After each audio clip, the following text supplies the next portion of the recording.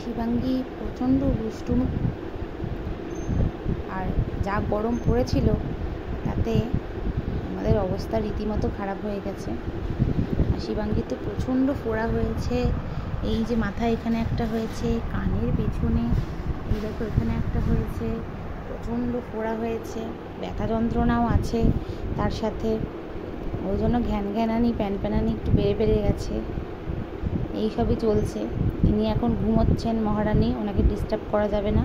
তা আবার কী দিয়ে ঘুমোচ্ছে, বাবার লুঙ্গিটা চাপা দিয়ে ঘুমোচ্ছে, মানে এটাই চাপা দেবে আর কি।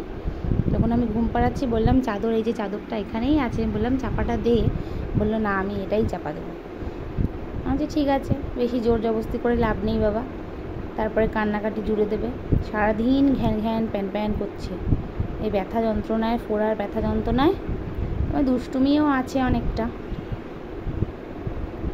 ডিগলি বাছু।